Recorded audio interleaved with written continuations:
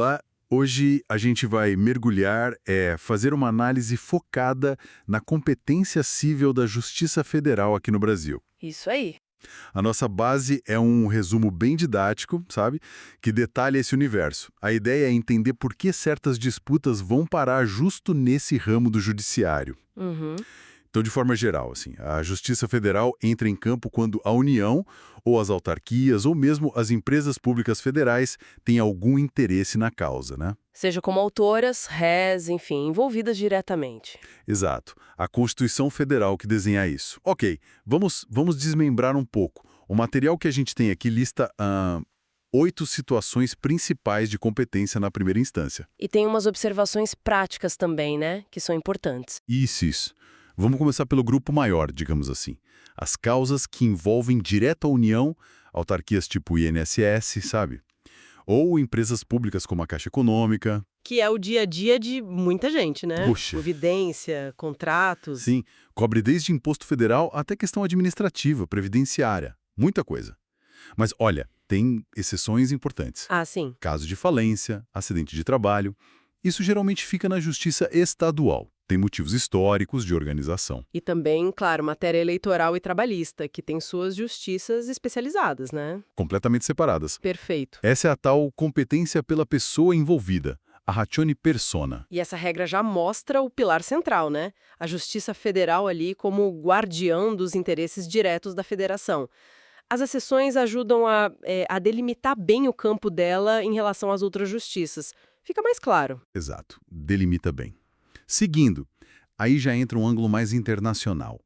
Causas entre um Estado estrangeiro ou um organismo internacional contra um município aqui do Brasil ou uma pessoa que mora aqui. Tipo, disputas com embaixadas, consulados, coisas assim? Isso, pode ser. E um detalhe.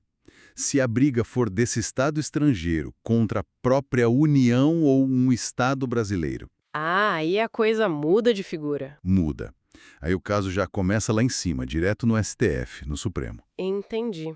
Ainda nessa linha internacional, o terceiro ponto são as causas que vêm de tratados ou contratos internacionais onde a União é parte. Uhum. Se a discussão nasce de um acordo internacional que o Brasil assinou, pronto, a competência é federal. Faz todo sentido, né? Envolve a relação do país com o exterior. Agora, um ponto que, nossa, ganhou muita relevância, principalmente depois da Emenda 45. Direitos humanos. Ah, um incidente de deslocamento. Importantíssimo. Exato. O tal do IDC. Em situações de grave violação de direitos humanos, o Procurador-Geral da República, o PGR, ele pode pedir ao STJ, o Superior Tribunal de Justiça, Para puxar o caso para a esfera federal. isso, para que seja julgado lá. O objetivo é garantir que o Brasil cumpra os tratados internacionais de direitos humanos que assinou. É sério? E é fundamental entender, né? Isso não é algo corriqueiro. É uma ferramenta excepcional para casos onde existe assim uma falha muito grave do sistema local em proteger esses direitos. Bem colocado. Mostra um compromisso do Brasil, pelo menos em tese, de responder a essas violações perante a comunidade internacional. Perfeito. O quinto item aqui da nossa lista. 2 ações constitucionais bem conhecidas. Mandado de segurança. Para proteger direito líquido e certo, Isso. Contra ato ilegal de autoridade. e o habeas data. Para acessar ou corrigir informação pessoal em bancos de dados do governo. Exatamente. E os dois vão para a Justiça Federal quando o ato questionado é de uma autoridade federal. Lógico, tirando aqueles casos que já começam nos tribunais superiores. Claro, tem a competência originária dos tribunais. Sexto ponto. Cooperação jurídica internacional, na prática. A Justiça Federal que executa as cartas rogatórias, aqueles pedidos de ajuda que vêm de outros países, depois que recebem o exequatur, que é tipo uma autorização formal. Uma validação, né? E também executa sentença estrangeira, mas só depois que o STJ homologa, ou seja, valida essa sentença aqui no Brasil. Processos importantes para as relações internacionais funcionarem. Com certeza. Sétimo, causas sobre nacionalidade. Coisas como o processo de opção pela nacionalidade brasileira ou a entrega do certificado de naturalização. Ah, interessante isso da entrega. É porque, olha só, quem concede a naturalização é o executivo, o governo. Mas quem faz o ato formal de entregar o certificado é o juiz federal. Separa bem as funções, né? A administrativa e judicial. Curioso. Não sabia desse detalhe da entrega formal pelo juiz. E por último, o 8º ponto. As disputas sobre direitos indígenas. Isso é fundamental. Sim, muito. Cobre posse, usufruto de terras tradicionalmente ocupadas. E qualquer causa onde a FUNAI, a Fundação Nacional dos Povos Indígenas, esteja envolvida. O fascinante aqui, se a gente olhar para essa lista toda, é perceber os blocos temáticos, né? Primeiro, essa proteção direta dos interesses da União e dos seus órgãos. Sim, o núcleo duro. Depois, essas questões que ultrapassam as fronteiras, envolvendo outros países, tratados internacionais. A parte internacional. E, por fim, a tutela de direitos fundamentais bem específicos que a Constituição quis dar um destaque federal, como direitos humanos, em casos críticos, e os direitos indígenas, que são super importantes. Ótima síntese. E para fechar a parte das regras, o resumo traz aquelas 3 observações práticas.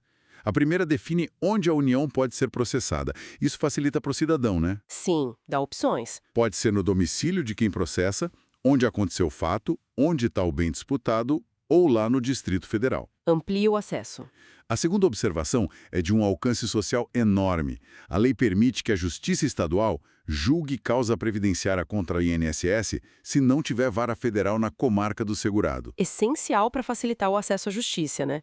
Imagina no interiorizão do Brasil. Exato. Senão a pessoa teria que viajar quilômetros. E a terceira dica é sobre cobrança de dívida federal.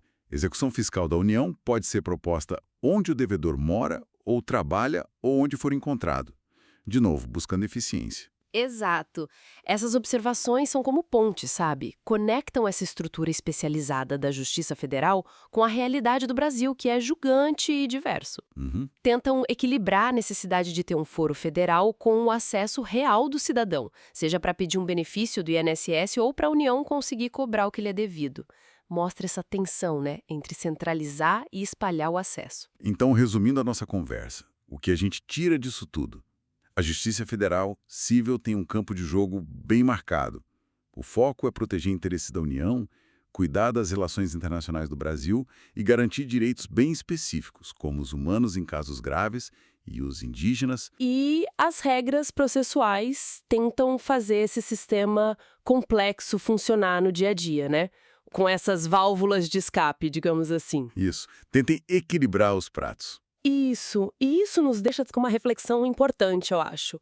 Pensando nessa arquitetura toda de competências, que por um lado concentra poder na esfera federal, mas por outro lado cria esses mecanismos para facilitar o acesso, como a ação do INSS na estadual, ou as várias opções de foro contra a União.